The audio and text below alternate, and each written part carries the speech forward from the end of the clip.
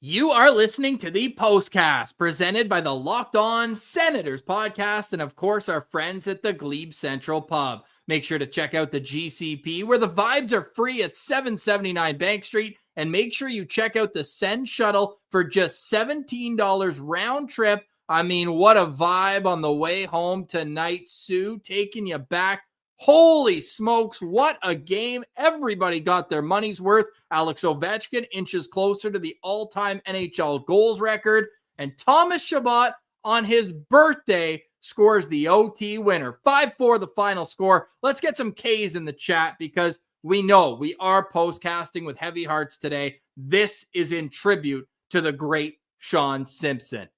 I'm Ross Levitan. That is Brandon Pillar. Pillsy, buddy. What a game it was. Ross, I'd like to call this officially a beauty vibes cast. How about that? A 5-4 overtime win for the Ottawa Senators over the Washington Capitals in one of the wackiest, wildest wins in franchise history. Like, this was just an insane game. A 5-4 win. The Ottawa Senators score 5 goals, and none of them 5-on-5. Like, it's just crazy the way that they were able to get this game done, get this win. And we were talking before the postcast, Ross. This is a game that the Ottawa Senators of the last, 6 years find a way to lose. Instead, they find a way to win, and no more poetic way than Thomas Chabot scoring the OT winner on his 28th birthday.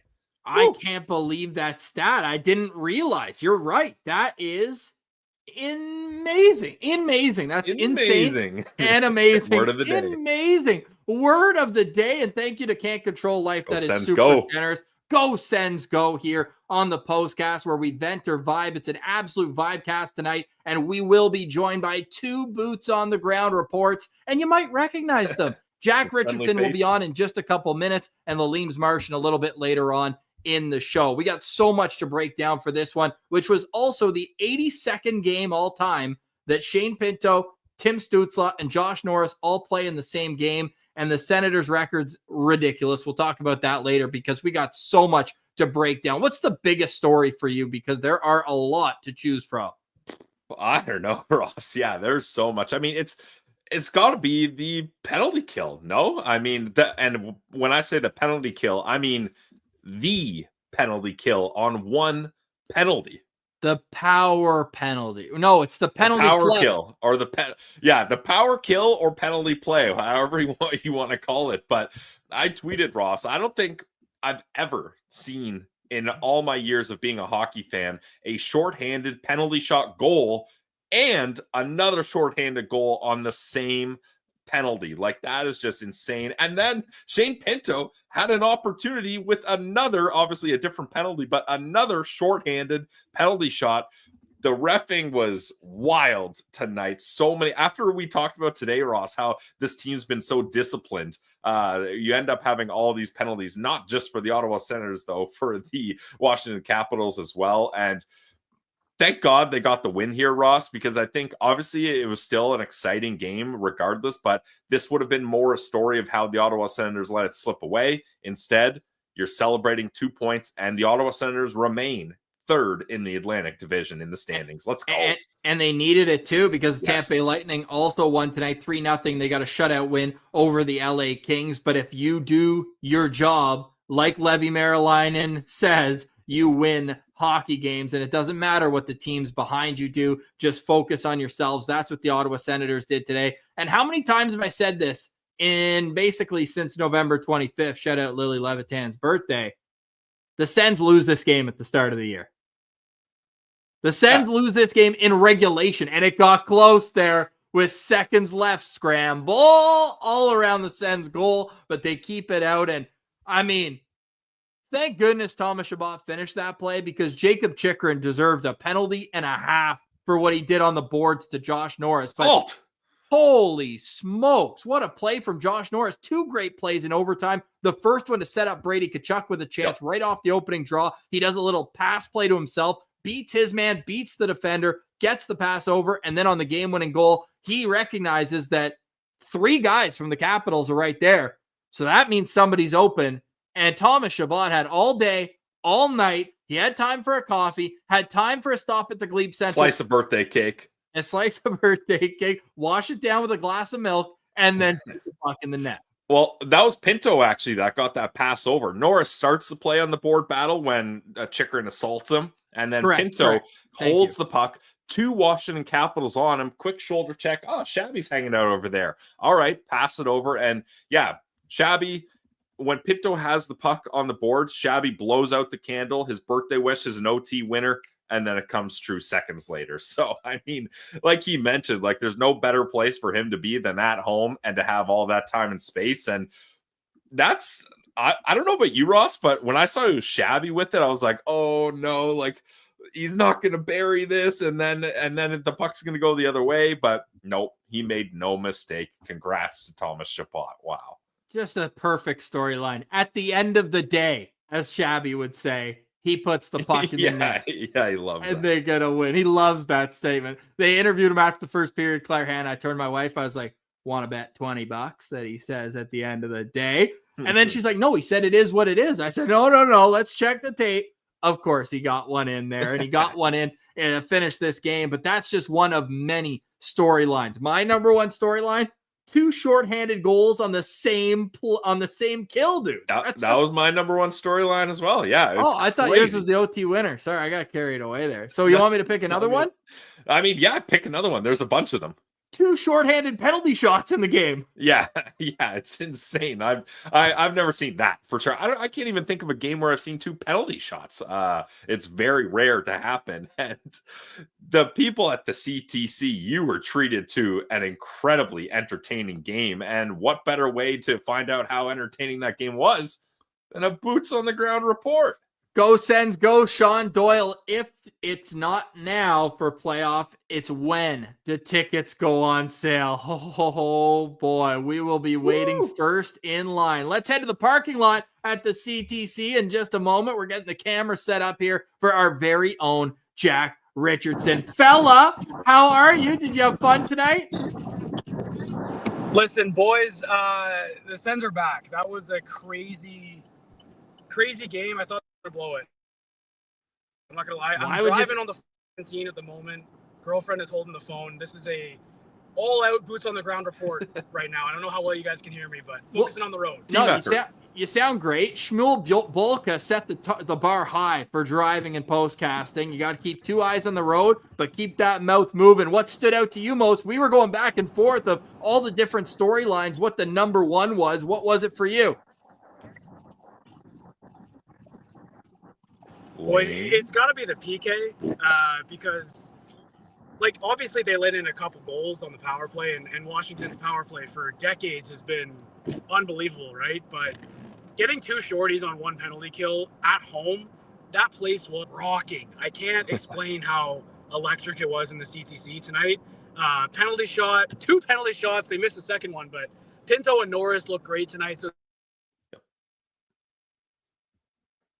They looked unbelievable tonight. Jack, we love you, buddy. Connection's not great, so we'll let you go because we got another boots on the ground report coming, but we got the vibe there from you, Jack. And hey, 2 hands on the wheel, 10-2. We'll get his thoughts on that after the game on Saturday when he's back on the postcast. But we got another boots on the ground report coming up in just a few moments. I mean, he nailed it, though. The PK is the story from this game, but we cannot have this postcast go too long before giving stick taps to Claude Giroux. His assist in the third period gives him 1,100 points in the National Hockey League.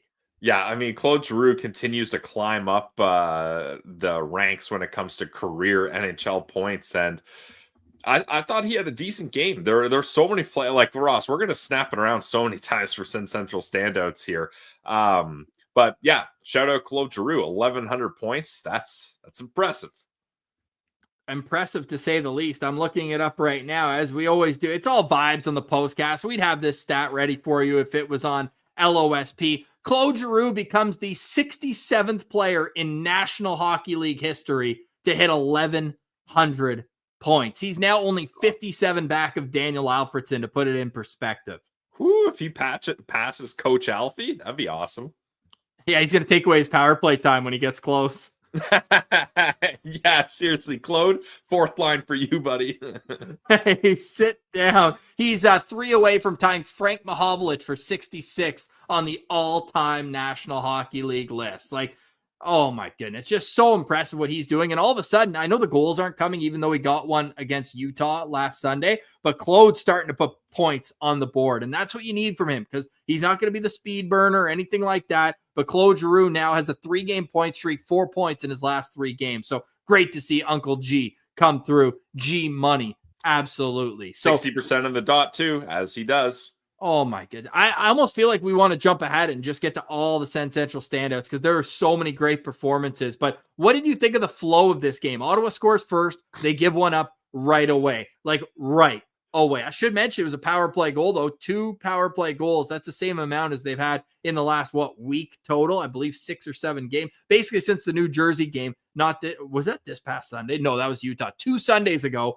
This game in particular, you get 2 power play goals, but then the first one, they get answered back. So Ridley Gregg scores the opening goal. David Perron gets his first point with the Ottawa Senators. It was oh my God, it was just backdoor. He was just standing there.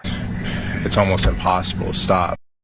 When Ridley Gregg gets back-to-back games with a goal, but you love to see that. Ridley's 8th of the season. Thomas Chabot, the assist there. Pillsy, they answered too quickly, though. What was Chabot doing? He went to the other side, and then Forsey leaned the wrong way, gave Connor McMichael all time, all space, and a short side opportunity. Yeah, hey, just quickly, too, shout out David Perron, his first point as an Ottawa Senator. He gets the assist on the Ridley Gregg goal, so nice to finally have something other than zeros beside his name in the stat sheet as a Senator. And yeah, that was a weird one, Ross. I think Thomas Chabot, he just wanted to stay aggressive on his man, but then once he made that decision, he ends up floating way into no man's territory, and then the Caps player recognizes that perfectly and was like, well, I got a guy in great space down low now that Thomas Chabot's way out here. So you don't love to see that, but also Forsey's got to stand a little taller on that play as well. As soon as he goes down, Connor McMichael's like,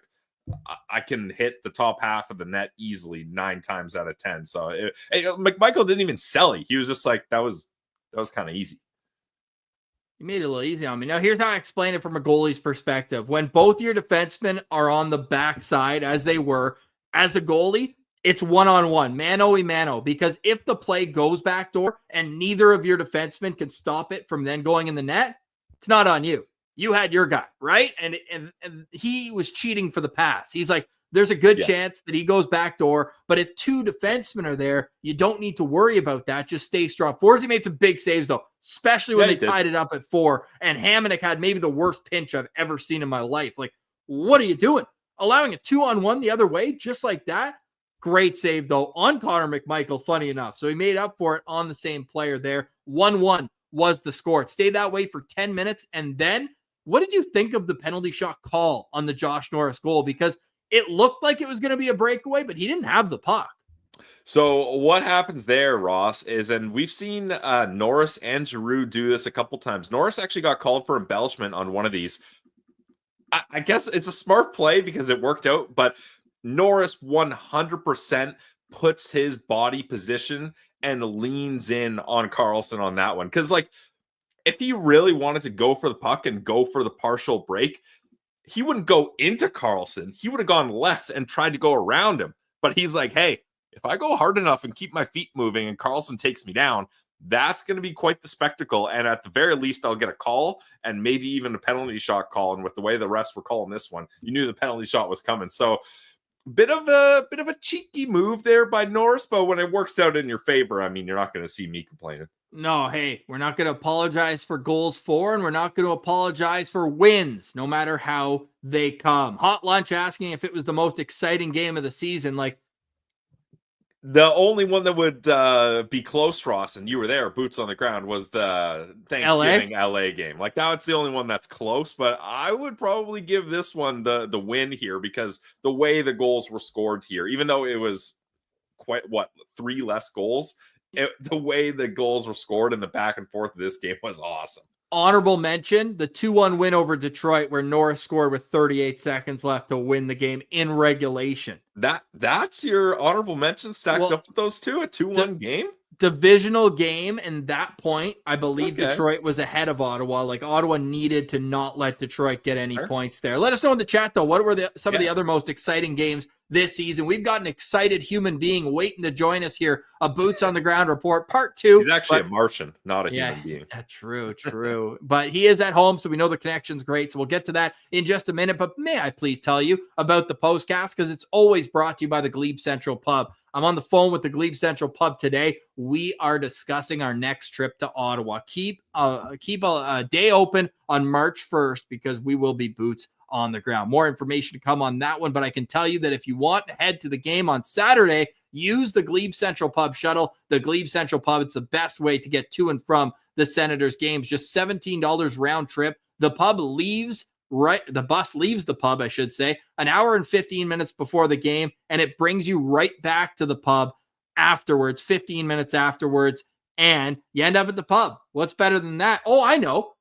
10% off your order by telling them that you listen to Locked On Senators on a Sens game day.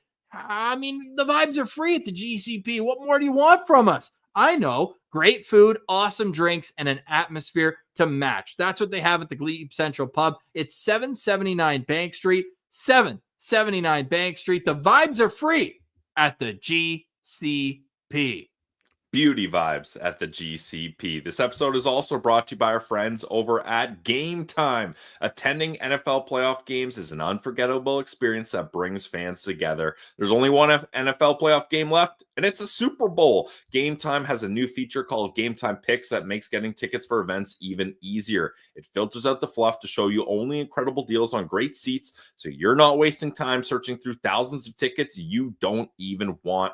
I use Game Time Picks to find tickets for the Sens Tampa Bay game in Tampa. I'm stoked to go there, and browsing through the deals was simple. I found the perfect deal for me, and I could see the view from my seat before I even bought the ticket, and I hate surprise fees at checkouts. That's the worst. So I turned on the all-in pricing feature, and it tells me the price right up front, so I know what I'm in for. Take the guesswork out of buying tickets with Game Time. Download the Game Time app, Create an account and use code LOCKEDONNHL for $20 off your first purchase. Terms apply. Again, create an account and redeem code LOCKEDONNHL for $20 off. Download Game Time today. Last-minute tickets, lowest prices guaranteed. Welcome back to the Postcast. I'm Ross Levitan alongside Brandon Pillar, breaking down a 5-4 Senators win in overtime against the Eastern Conference leading Washington Capitals. I'd like to take a second to say you're welcome to the Winnipeg Jets, because the Jets, well, they did us a favor too. So I'll say thank you to them. They beat the Boston Bruins tonight in regulation, but because Ottawa kept Washington to 1 point, Winnipeg is now alone number 1 in the National Hockey League, Washington at number 2, but that's a huge out-of-town scoreboard win or loss for the Boston Bruins. So love that. Love this game. Love the vibes. 5 goals, none of them at 5-on-5. We're now joined for a man who was in the first level, right where Thomas Chabot sniped the OT winner. It's our good friend Lalime's Martian. What's up, fella? Gentlemen, how are we doing today? How are you doing? What was the atmosphere in there? It looked unreal on TV. Boys, it was great. Like, it was a packed barn, obviously military appreciation night, and then a little extra. I think we got the Simmer bump there with the pregame ceremony. I think people wanted to be in attendance to pay their respects to him there for that moment of silence, obviously. And the boys responded to it. I think it was a great game from the Sens. Obviously, they kind of gave up that lead there late. They always are going to make it entertaining for the fans in the building, and this night was no different. The vibes were incredible in the building tonight, boys. Like, I'm telling you right now, giving the home opener a run for its money, and that's the kind of game that, I mean, if you're at that one, you're going to want to go back for a little bit more. I think going forward for this team, boys, all these games are going to be kind of sellouts or close to it. Like, tonight was a full-blown sellout. I think that upper deck, we're going to be looking at that thing going to be full probably going forward for the rest of the season, because this team is on a heater, obviously. They're, for the first time in 7 years, making this big push, and the whole city is electric with Sens hockey right now, and I couldn't feel better. And you're coming out of there in a nice snowstorm, and nobody cares. Everybody's smiling. We're all cruising out of the parking lot. Take your time. It's just a beautiful day to be a Sens fan. It certainly is. Senators 10-2-1 at home since that win over Calgary on November 25th. And they've got 8 of their last 9 games of the season at home. Lots more action at the CTC later on. Marshy, we were talking about the PK. Did you know that? Pilsy shocked me with that stat. None of the Senators' 5 goals were scored at 5-on-5 tonight. Yeah, no, I did know that, Ross, because I was looking for the what they call the hockey cyclone, where you score all 5 different ways in a hockey game. You get the shorthanded goal, you get the penalty shot, and then you get the power play goal. And in my opinion, the 2 easy ones should be the empty netter and the even strength goal, which are the only 2 that the Sens were missing on this night here. They almost had 2 penalty shot goals shorthanded, Ross. I don't know if I've ever seen that before. Obviously, the first one there with Josh Norris, he makes no mistake on that one. But then Shane Pinto gets a second chance to the same exact kind of opportunity where we got a tight game and he goes down on a penalty shot shorthanded. And unfortunately, he wasn't able to bury. But, it's just a weird game in that respect, because it's not very often that you see a team, put up 5 goals and none of them are 5-on-5. Actually, yes. You could say there's 6 different ways to score if you include overtime. Yeah, 3-on-3. But, I mean, pretty rare to see an empty net goal end overtime, although it does happen. It does happen. Coaching for that to happen. Yeah, no kidding. Martian, let's take aside the game-winning goal. Which of the 4 goals boosted the crowd the most for the Ottawa Senators, in your opinion? Oh, I had to be in the penalty shot goal from Josh Norris. Four-handed situation. It looked like the tides were kind of turning the other way, and it just kind of like, it was like the Uno reverse card, you could say, for the Sens, where they just said, nope, we're taking this one here. And that Josh Norris, of all the guys you probably want to be able to take that penalty shot, other than maybe Tim Stützle, I'd say that Josh Norris is the perfect guy, right? Because he knows how to score goals. He's up against I would say a lesser goalie than he is as a player in Charlie Lindgren. And he makes no mistake. He waits him out, and then he picks his spot, and he just buries that puppy. That's what he does. We know that about him. It's amazing. We got so many standouts to get to. We are going to take another quick break. Before that, though, the chat did remind us of one that we completely whiffed on. How about being down 5-3 to Boston with 2.5 minutes left, coming back and winning that one in a shootout? So that is a great candidate for best win of the season. But Martian, you're saying this one's right up there too. Oh, for sure. Boys, I mean, like, yeah, just the electricity in the building. And I would say just because of the matchup against a team like the Washington Capitals, who are obviously a surprise team this season. Like, I don't think anybody really expected the Washington Capitals to be first place in their division at this point in the season. So with the way that team is playing, and with how important of a game this is for Ottawa, I would say right here that was probably the best win of the year. Just knowing that and I think you could probably put aside that they didn't have their starting goalie in that. Obviously, Logan Thompson, we know what he can do. He shut us out earlier in the year. Do we have our starting goalie in that? Fair, yeah, good, exactly. Okay, so even playing field right there, Russ. Thank you, good point. Yeah, I mean, some would say it was our third string in that. Some would say that. Yeah. So, hey, excellent point. Thank you for that rebuttal. I think that only just plays better into our favor here. So, yeah, I would say that this was the best, win. I mean, if you told me going into this game that Alex Ovechkin was going to have a 3-point night with 1 goal and 2 assists, I would have told you that the Sens probably were going to lose that game. But no. The Sens are still pesky, boys. The Sens aren't pesky, dude. The Sens are good. The Sens are legitimately a good hockey team. It's crazy to think that we don't need some sort of nickname or we have to dig deep in our vocabulary. Ross that word to it. Ross is just using the word good. Just a plain old good. I said at the start of the show, Martian, I said insane and amazing at the same time. I said amazing game for the Ottawa Senators, even though at 5-on-5, the expected goals percentage was only 32% in Ottawa's favor. Sens win, though, 5-4 in overtime. The birthday boy, Thomas Chabot, scores the winner. Ottawa gets 34 shots on goal to Washington's 35. Both teams get 2 power play goals. Washington on 6 attempts, Ottawa on 5. Senators snap back 57% of the faceoffs. Ottawa with 14 block shots to Washington's 5. Senators get out hit 20-19, but they come home with 2 points in this one. On the other side, we got SensCentral Standouts. We will hopefully hear from Travis Green and a whole lot more. You're listening to the Postcast, presented by Locked On Senators.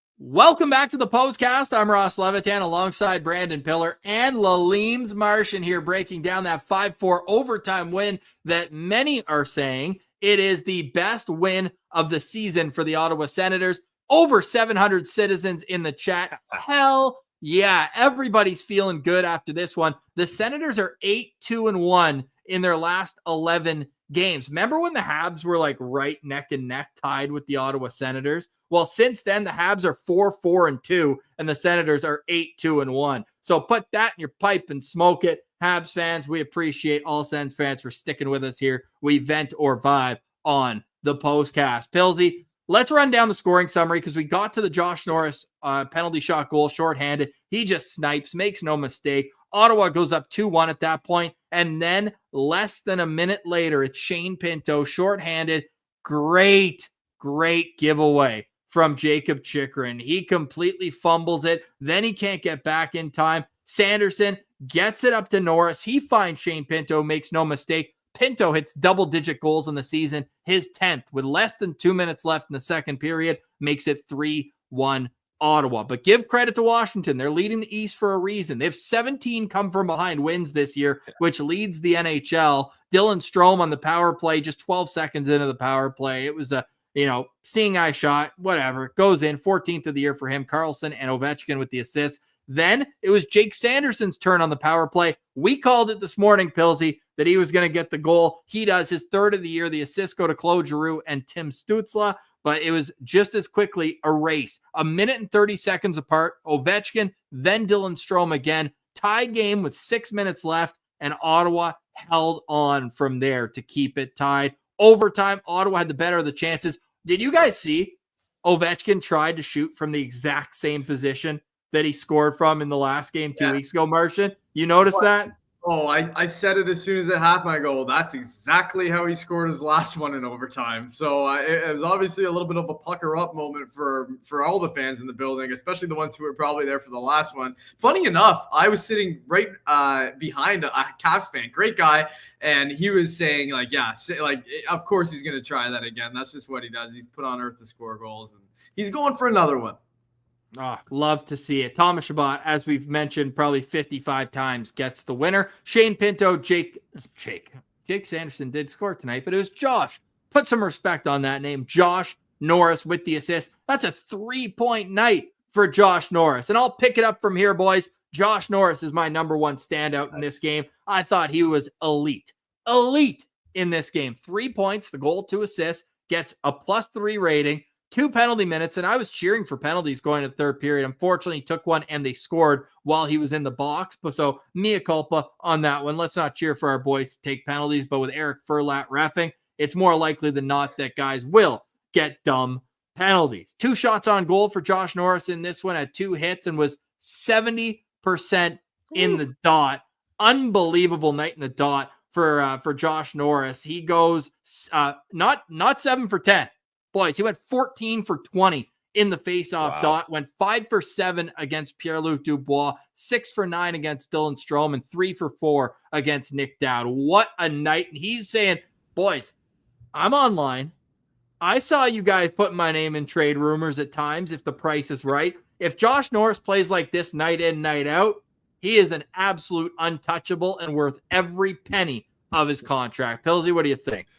Yeah, I mean, he was buzzing tonight. He was moving his feet. He was creating chances. When the puck was on his stick, you felt confident, which is something that we haven't heard from Josh Norris unless he's snapping it in quickly. He was actually doing stuff with the puck, and I thought he had a great game, Ross. I'm with you. I think he deserves the number one standout here. I thought he was the best Sens player for sure. Yeah, Ross, if you didn't take him, we were going to take him for sure, hands down, as our number one standout pick here. The one thing you guys didn't touch on that I think maybe was one of those things that you probably only get a sense of if you're in the building, but his willingness to take physicality and to give physicality tonight. And it's been a bit of a trend, I think, for him this season. I don't know if it's something that he's trying to get as to become a regular part of his game, is just being a bit of a more physical player. He was credited with 2 hits himself tonight, and we know he's up there. He's like in the top 50 in the league for hitting. And definitely high up there for guys who have as many as 15 plus goals. And he's got 18 now. So he's clicking on that front too. But I thought tonight that he did a really good job just making sure that when he did have the puck, he took that extra second to make the play before taking contact, because he did take a lot of contact tonight. I mean, this guy was on his belly half the game, I felt like, at certain points, especially along that wall. So I agree with you, man. Josh Norris had an incredible game here. Pilsy, I pointed out to my wife too. I was like, how cool is this? He's going in for his penalty shot and his whole side is just covered with snow. Yeah. That's like the football players when they got like grass shoved in their helmet. You love to see that tough guy move. Or the baseball guy who just stole second and he's covered in dirt, right? Yeah, the white jersey is just completely dirty. Yeah. Yeah, get the dry cleaners on standby. But Josh Norris, he wiped that thing right off after sniping on the penalty shot. So we're doing 2 each. We're definitely doing 2 each. Pilsy, I'll go with you, buddy. All right, well, I'm going to go with Shane Pinto. I thought Shane Pinto had a great game. He was my locked-on player.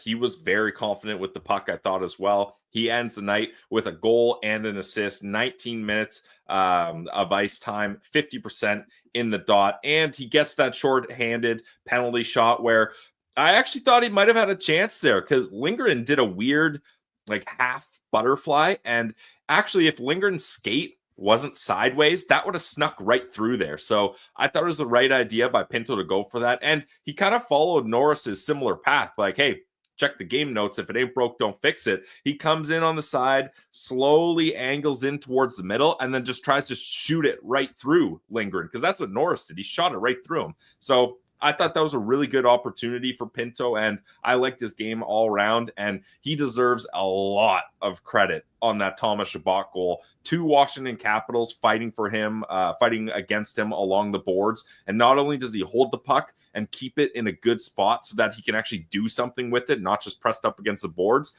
but he finds a wide open Thomas Chabot and hits him right on the tape, and that sets up the goal. So Shane Pinto, my first SensCentral standout, presented by the Glebe Central Pub. Martian, read that stat. I just want to hear it. Which one? The one that's right under you on the board. Oh, right here. Maybe Martian can't see it. Oh, I can't see. 53. The Sens are 53, 11, and 6 all time when Shane Pinto records at least a point. 14, 1, and 0 this season. That's incredible. Is that good? What about the 2-point stat, Ross? Because Pinto had a goal and an assist tonight. Oh, I'm glad you asked. When Shane Pinto has at least 2 points, the Sens are 11, 2, and 2 all time now. So good. Wait a second. I'm dumbfounded by this number here. 53 wins, 11 losses, and 6 OT losses when he scores a point. All time. Boys, think about that. They should be giving him. They gotta feed him the pill. That's in 70 games. Give it to the German. Give it to the Long Island native. Let's get this guy on the board and let's get it done. Let's get out of town here. That's crazy, man. Yeah. Well, since we have Norris and Pinto as our first 2 standouts, I teased this earlier, but we'll get to this stat right now as well, since we're on the case, because we've been tracking this manually. This is the LOSB stats department at work. These are our stats. Let's go. Credit where it's due. The Sens have now played exactly 82 games, 1 full NHL season worth of games with Stützle, Norris, and Pinto in the same game. They are 48, 28, and 6. That would be enough to be at least top 3 in the Eastern Conference. No? Oh, yeah. We're talking playoffs clinched if that's their record, I think. Yeah. Easily. So credit to the boys down the middle. Great game from all 3 of them. Stützle wasn't dancing like he usually is, but he still grinds out a secondary assist in the 3rd period on that Sanderson goal. So those 3 are unbelievable. I don't think Stützle's probably a standout tonight. I thought he had a decent game, but we've got 2 already. I got Josh Norris. Pilsy's got Shane Pinto. Martian, lead us off. You got back-to-back here, so you don't have to pick too wisely on your first one. No, I don't think so either. And I think this one's pretty obvious. I'm taking the other top 5 selection from the 2020 draft, and that's Jake Sanderson. The guy was an absolute horse tonight, boys. Obviously, we talked about that goal. It's a complete sifter, well-placed shot with traffic in front. I don't think Liljegren even saw it, and that thing finds the back of the net. It's a beautiful play. And that's the kind of stuff that you need from Jake Sanderson, just a smart player. I mean, he led other than Chabot, he led all defensemen in time on ice with 23-17 out there. He was out there a ton, boys. And then he had the apple as well. I mean, what more can you say about Jake Sanderson where you have this player who, I mean, he skates like the wind. He's a great defender. And he's only going to get better because he's still super young, too. I don't know. Like, I was just talking to my dad in the car on the way back. I'm just telling him, I'm like, hey, listen, like, these guys are finally coming into their own right now. And if they make the playoffs this year, you know they're going to be perennial playoff team for probably the next, like, five years or more because they're so young. And if they figure it out now, locked up, Martian, their contracts, and they're all locked up. That's the other thing I said. So they're all going to be around. They're all going to be here. They can build off this kind of season for sure if they could get themselves in there right now. So, and they need to get in there right now because all of a sudden, if they don't, other questions are going to start popping up. But we're not going to get into that now. Jake Sanderson's my SensCentral standout. He was awesome tonight. So many different moments, man, in this game, where he's getting bore down on by defender or by offensive players, and he's just knocking it out of there with ease with his stick, making everything look so effortless. So obvious choice for me on that 3rd pick with Jake Sanderson. Now the 4th pick for me, I'm going to have to think a little bit about, but I don't have to think too hard because it's just a tone setter pick here. And I'm going to go with the other guy from the 2020 draft, not Tim Stützle, not Jake Sanderson. I'm going with Ridley Gregg, the greasy little rat who needs to step up in replacement of, when Nick Cousins is out, he's going to have to be the guy who's going to have to take on a little bit more of that in-your-face style hockey. And he goes out there and he scores that first goal of the game off his foot, which is the best classic, most Ridley Gregg style goal you can see. And then, he's in the mix all night, buddies. So I love Ridley Gregg. He's shooting the puck. He got 3 shots on goal tonight. 1 block out there, just getting in the way of everything that's going on. Couple hits there as well he was credited for. So And Ridley Gregg, 17:37 on ice for him. That's nothing to sneeze at. That's a good amount of ice time. That just tells you that Travis Green is trusting him and trusting all 3 or 4 lines. He's rolling them. So I love to see that. And he's just a great, great team player. A little face wash in the middle of the game. And that's Ridley Gregg for you. How would you describe his goal? I mean, just get to the right area and it's going to hit you and it's going to go in. So just lucky. Yeah. It's not part of hockey. Some would say. Yeah, the old Tristan Jarry. It's not part of hockey. You got to take that out of the game, Ross. You got to take it out of the game. Ross was resisting so hard not playing that at least 3 times. I saw his face and he's like, no, wait. Oh, no, wait. I like teeing them up. Them up, though. Yeah, sorry I had to make you wait to play that. But yeah, I missed my cue. Sorry, buddy. It's all good, buddy. We forgive you here as the Sens win 5-4. Pillsy, what do you got? Well, I mean, this late in the SensCentral standouts here, you got to take the guy that gets the OT winner. I mean, sure, did we not love one of his plays that leads to a goal? Yeah, that happens. But Thomas Chabot giveth and Thomas Chabot taketh away. He had a goal and an assist tonight. The OT winner we talked about, like that's one where sure, you got all time and all day and all space with it. But you still got to find a way to beat the goalie. And as a defenseman, that's not always the easiest thing to do. And Thomas Chabot gets it done. He led the Ottawa Senators in ice time, 25 minutes, a classic Thomas Chabot TOI stat there. He was a +1, 5 shots on goal. So I'm giving my second SensCentral standout presented by the Glebe Central Pub to Thomas Chabot. Happy birthday, Shabby. Yeah, goal and an assist. Easy pickings there. But you boys left me exactly who I wanted to give a shout out for. We already gave him stick taps for hitting 1,100 points, which he becomes the 67th player all time to accomplish that. Claude Giroux. But guess what, boys? Because of all the special teams time, Claude Giroux led all forwards on the Ottawa Senators in ice time tonight. The old vet played 21 minutes and 2 seconds. And guess how many of those were shorthanded? The answer, 6 minutes and 20 seconds on the PK for Claude Giroux. He goes 9 for 15 in the dot for 60%. I mean, what more could you ask for from the wily vet than that? So I'm going to give him my 6th SensCentral standout will be Claude Giroux. That's sick. Yeah, Claude was great tonight. There was multiple occasions where he was just making the right play out there, down deep, stealing pucks, being, the classic Claude Giroux player that he is. Yeah, great standout, Ross. I don't know if you guys want to get to this right now. There is some breaking news around the league at the moment with the trade with Philly and Calgary. There is a trade that just occurred. Yeah. Do you have the details, Ross? Let's hit on that, and then we'll get back for some final thoughts here as the postcast rolls on. You have them, or should I go to? I'd imagine Elliot Friedman would be the guy. They're looking a little murky at the moment, but it looks like the Flames are trading Andrei Kuzmenko to Calgary with Jacob Pelletier. To the Flyers. And then they're getting back Morgan Frost and Joel Farabee. 2 decent players there. I can't believe this deal, how good it is for Calgary. Yeah, that is a good deal.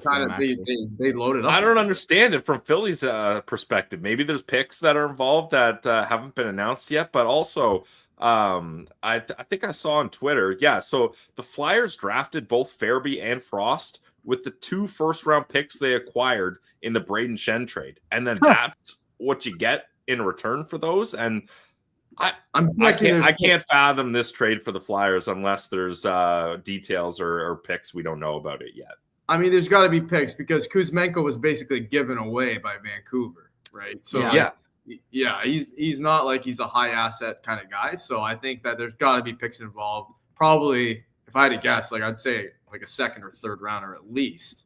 And is this the Philadelphia Flyers taking a look around the league and the standings, being like, this ain't it for us. We're bowing out? Because this doesn't seem like a move you make if you're in the thick of the playoff race and you think you have a chance to go for it. Well, Pillsy, they got to jump 8 teams to even get in, I think, right? Like, I mean, there's they're in the mix. Like, they're not one of those teams that you can put the dun chain on. Like, you think you would at least wait a bit if you were confident that you could make a push here. I think Danny Briere's putting his chips on the table here. Interesting. Yeah, it is interesting. If that's the market for a couple of good, like, middle six forwards, then I like that for Ottawa. You can snag if you can snag it. No, I'm changing things, Martian. I don't want this team to trade for anyone. Like, why break this team up? Especially you got guys that are going to come back healthy. Like, for me, if I'm Steve Staios, I'm pretty much staying pat. Maybe if you get a cheap depth rental, but other than that, let's see what these guys can do. Like, why not see what they can do and then reevaluate in the offseason? Yeah. I think that's 100% going to be his approach this year. He's going to walk into that room and be like, you guys did this. You guys can finish the job here.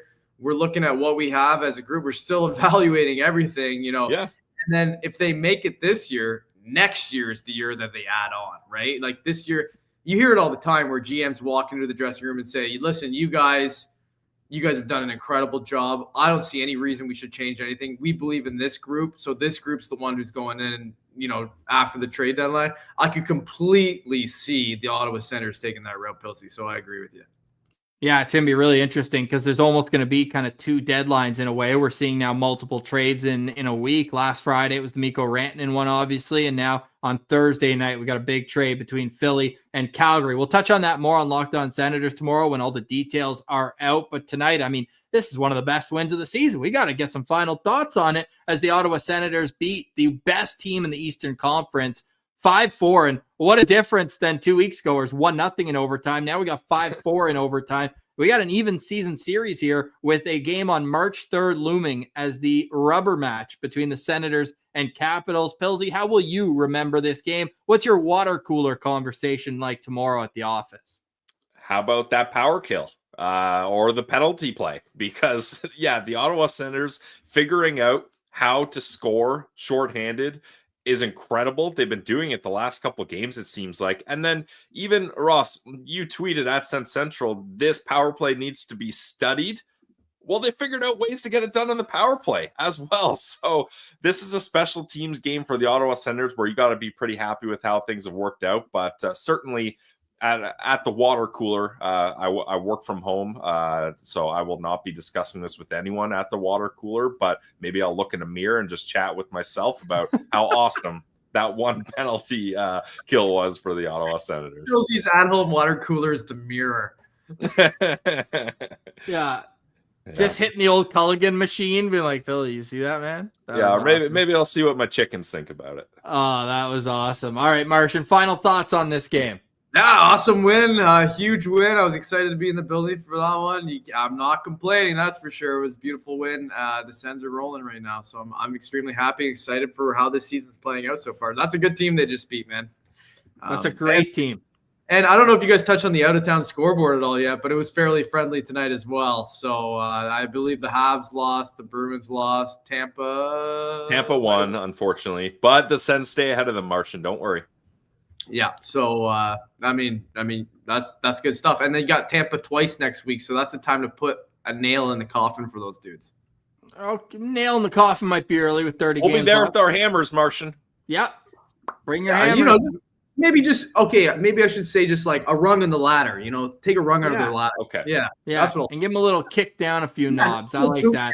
On your way up. Yeah. We'll hit on the out-of-town scoreboard more on tomorrow's LOSP because Detroit and Columbus are still ongoing right now out west. My final thoughts is enjoy this one, Sens fans. This one was for Simmer, as Ethan points out, like a wild, wacky game with beauty vibes at the end. We're all still thinking about Sean Simpson and just a tragedy that he's no longer with us. But Simmer, this one was for you, buddy. The season is dedicated to you now, and we miss you, man. We hope that you're feeling better. Can't control life. We appreciate you again, man. Super generous. Can't thank you enough there. Sean, it's not now for playoffs, not if, it's when. I love that. We touched on that one earlier as well. Swanky Pants wants to know, boys, are we a team? I'd say so. I'd say the Ottawa Senators are a team now that can be reckoned with. Just listen to Spencer Carberry and Pierre-Luc Dubois this morning being like, we know what we're getting into. We're playing a friggin' good team in the Ottawa Senators, and they stuck with it. They played well, and were able to get the win. And Energize writes in, it's all Mark time. Maybe Saturday for Linus Ullmark. We'll find out more tomorrow, and we will bring you that information on Locked On Senators. Thank you so much for liking, watching, listening, engaging with the show. It means so much to us that you guys go with us. We got the K's rolling in, as Simmer would absolutely love. K's in the chat. Let's get some K's instead of Go Sens Go tonight. Maybe a KGSG. Let's get real acrimonious in this game. Appreciate you guys each and every day for vibing and venting with us. For all of the lows, you deserve to celebrate these highs and continue to keep it rolling and keep it rolling. That's what we'll do here on the podcast. We'll chat with you tomorrow. For tonight, we say goodbye. For Lalime's Martian and Brandon Pillar, I'm Ross Levitan, and this has been the Postcast presented by the Locked On Senators podcast and the Glebe Central Pub. Make sure to check out the Glebe Central Pub, where the vibes are free at the GCP, and on their website, you can buy tickets for the Glebe Central Pub shuttle, leaving an hour and 15 minutes before the game and bringing you right back downtown 15 minutes after the final buzzer. We're a part of the Locked On Podcast Network, your team every day.